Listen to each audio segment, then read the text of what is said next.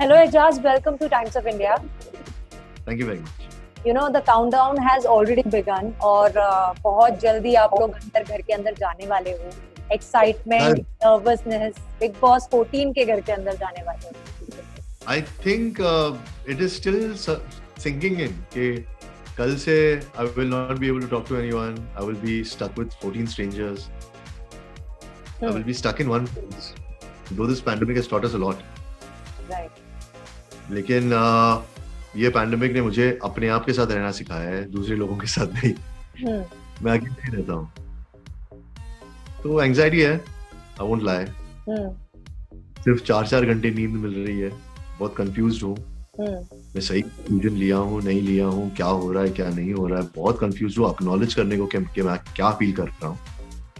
लेकिन एक बात पक्की है कि I am very, very grateful that I've got this opportunity in today's time and age. मतलब, in the middle of this pandemic, I have got respectful work. In fact, it is something that has maximum reach. It is something that's paying me extremely well. Right. And it is work in the middle of this whole pandemic where nobody else has work and people are still hunting for their existence and livelihood. I'm very grateful for that. And you know, Big Boss एक अभी इस समय पे शुरू हो रहा है जहाँ पे ऑलरेडी लोग लॉकडाउन से जूझ रहे थे एंड काफी लोगों ने अपनी कंपनी एंजॉय की और काफी चीजें डिस्कवर की and you know when we go through your social media page I can you know make out कि आप बहुत ही एडवेंचरस पर्सन, आप अपने साथ रहना पसंद करते हैं और आपको एक सिंपल लाइफस्टाइल जीते हैं. अब यू नो 13-14 स्ट्रेंजर्स के साथ रहना पड़ेगा और उनके लाइफस्टाइल के साथ एडजस्ट करना पड़ेगा. कितना मुश्किल होने वाला है आपको लग रहा है? बहुत मुश्किल होगा यार, but life's not supposed to be fair ना. Life's not supposed to be according to what I wanted to be. तो जो जिंदगी ने सिखाया है वो हम अंदर अप्लाई करेंगे और मेहनत करेंगे, डटे रहेंगे. बाकी सब तो ऑडियंस के हाथ में और ऊपर वाले के हाथ में. हमारे हाथ में क्या है? बट प्राइमरी रीजन क्या था शो लेने का इस यू नो पैंडेमिक के बीच में? बहुत सारे रीजन से. प्राइमरी रीजन ये था कि a lot of my friends, actor friends and all, इतने महीने से बैठे थे काम के लिए. यहाँ मुझे इतने सेफ और ह्यूज अपॉर्चुनिटी मिली है. तो I did consider it first. I got scared कि यार मैं नहीं कर पाऊंगा या कर पाऊंगा या नहीं कर पाऊंगा. Then I dwelled on it. मैंने सोचा और मुझे रियलाइज हुआ कि there is some high energy जो चाहती है कि मैं बड़ी बड़ी बातें बोल रहा हूँ, सॉरी. लेकिन मैं सच में बिलीव कर रहा हूँ कि ये टाइम ये होना था, इसलिए हो रहा है. और मैं अभी अच्छी चीजों को अपनी जिंदगी में इनवाइट करना और एक्सेप्ट करना और सेलिब्रेट करना ये शुरू कर चुका हूँ. And this is the first step towards it. Ejaz को गुस्सा आता है पर्सनल लाइफ में and is he short tempered?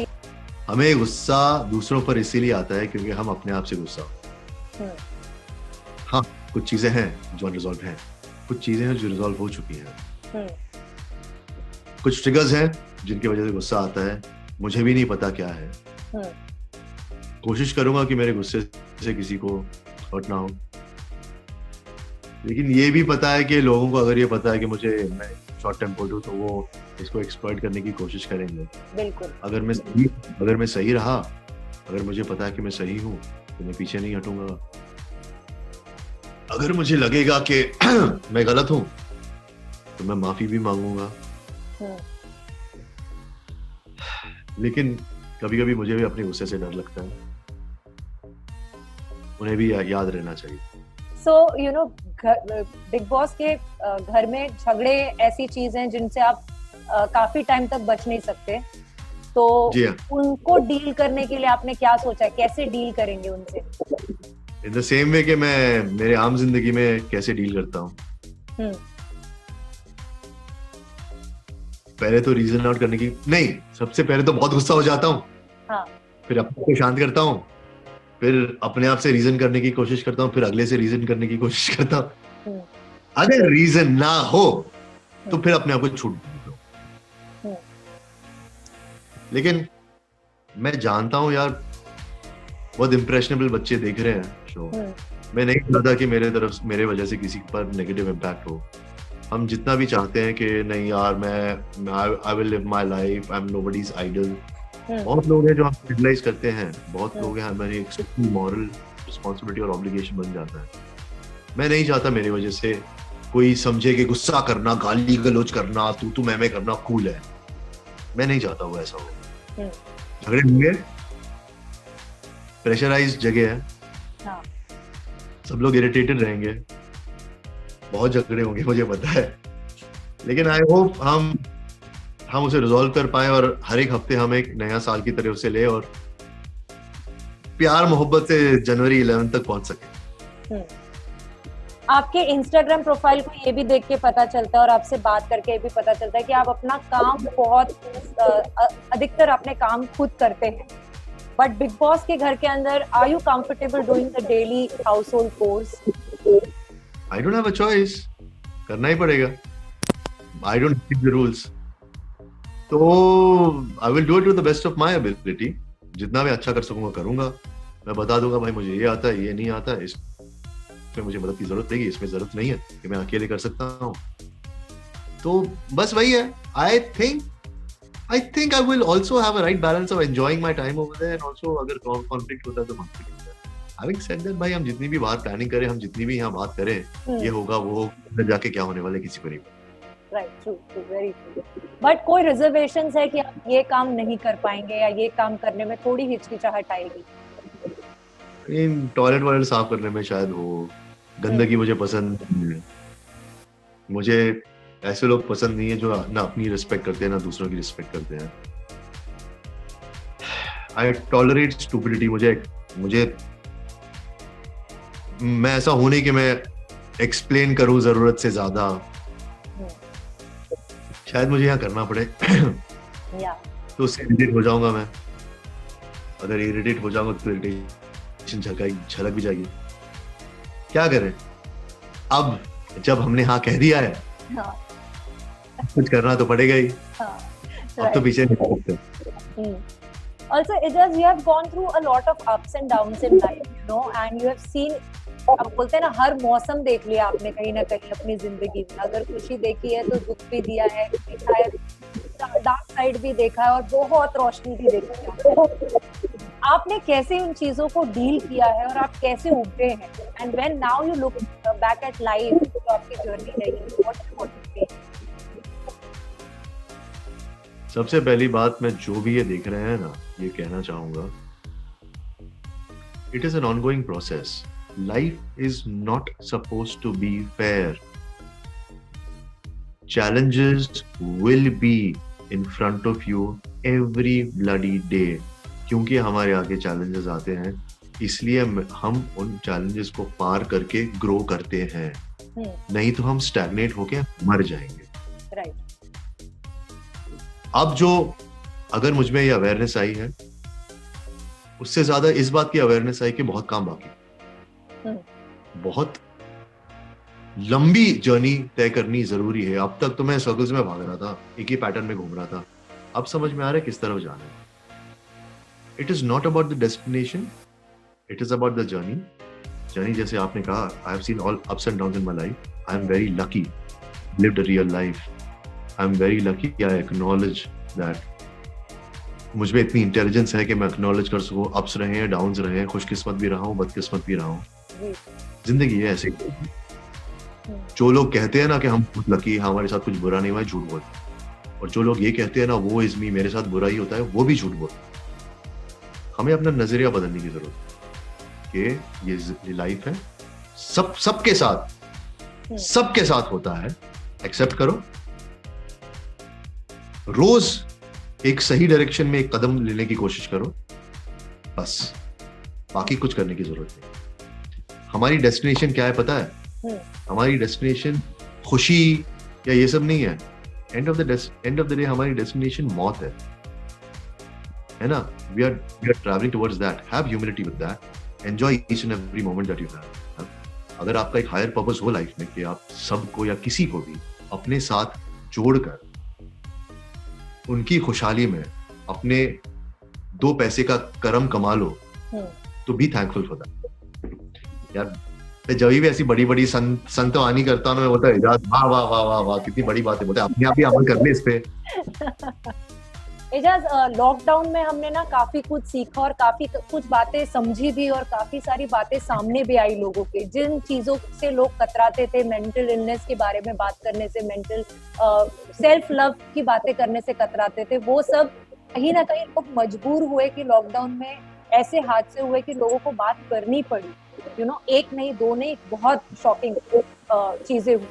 तो क्या अगर आपको कभी मौका मिला बिग बॉस की जर्नी के थ्रू कि ऐसा कोई मुद्दा उठा और आप अपने जरिए लोगों को बता पाए कि आपकी जर्नी कैसे रही है, आप भी मेंटल इलनेस से टैकल करके बाहर आए हैं, तो क्या आप हिचकिचाएंगे या फिर खुलकर बात करेंगे उस बारे में?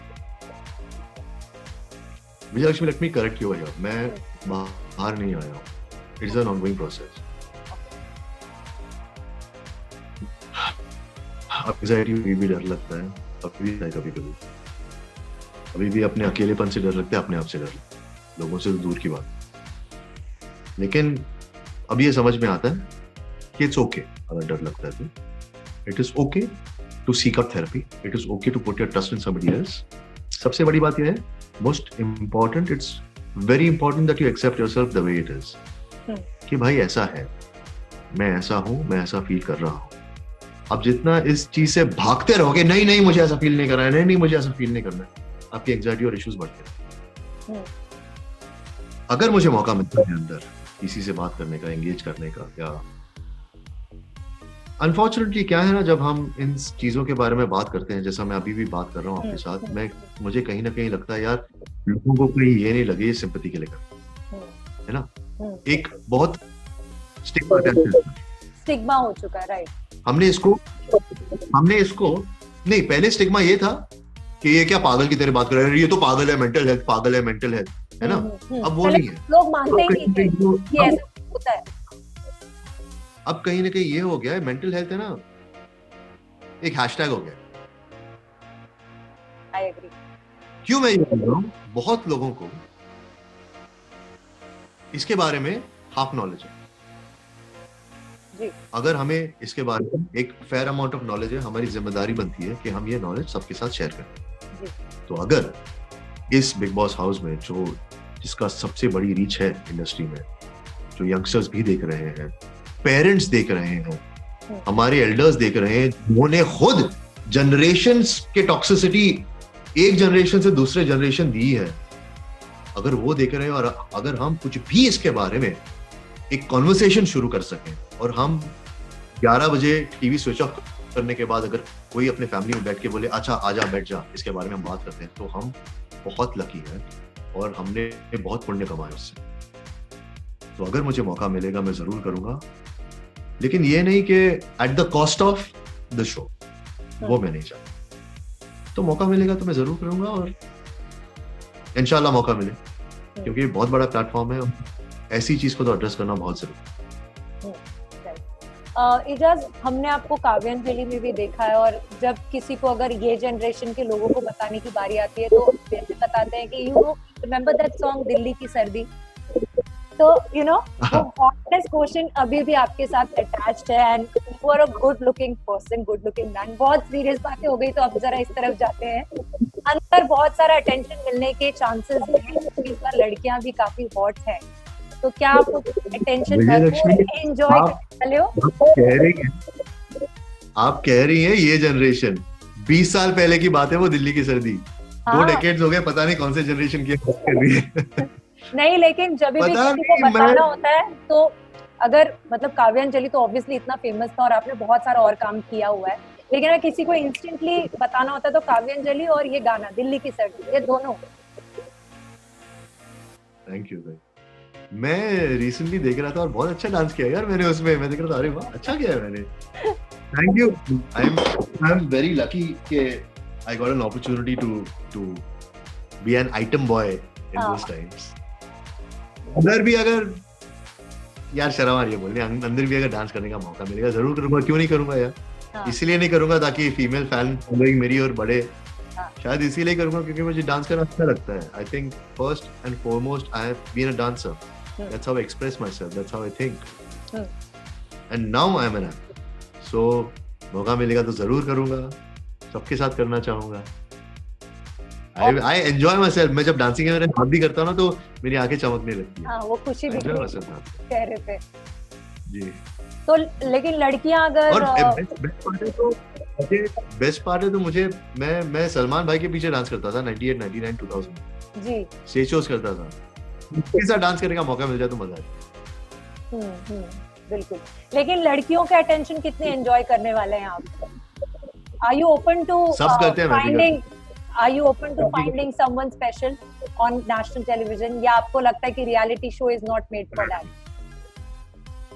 विजय लक्ष्मी रियलिटी शो हम बोलते हैं, लेकिन उसमें इतना कोई एक्टिंग करता नहीं है। आई थिंक तुम एक जी। सिचुएशन में, एक रिलेशनशिप में एक सिचुएशनशिप तो बन सकती है ना।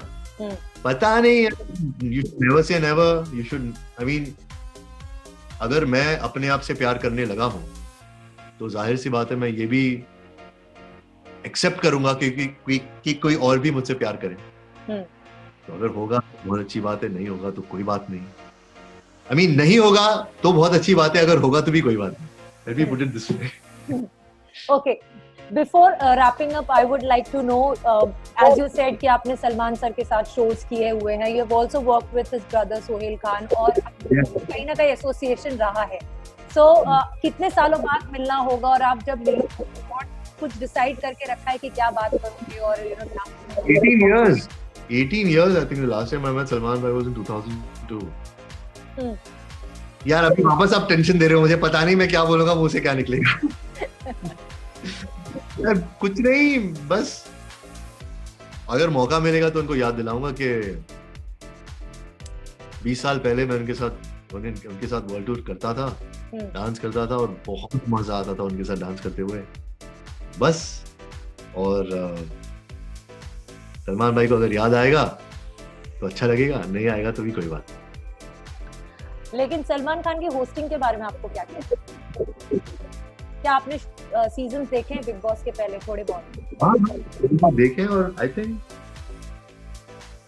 Think he is a very fair and a very fun host. वो एंटरटेन भी करते हैं आई थिंक, और I think the best part is वो जब कंटेस्टेंट से बात करते हैं ना, वो कहीं ना कहीं उनको हेल्प करने की भी कोशिश करते हैं, बताते हैं कि वो क्या गलत कर रहे हैं, और एक बड़े भाई की तरह समझाते हैं। वो तो कंटेस्टेंट की सोचने की क्षमता और अंडरस्टैंडिंग करने की क्षमता में होता है कि वो कितना उसे एक्सेप्ट कर सके। लेकिन I like that about him कि वो एक एल्डर ब्रदर की तरह वो गाइड करने की कोशिश करते हैं। Yes, definitely. Thank you so much, Ijaz. It was great talking to you. All the best. Entertain करना. Thank you. I will. Thank you very much. Thank you so much. Take care. Bye.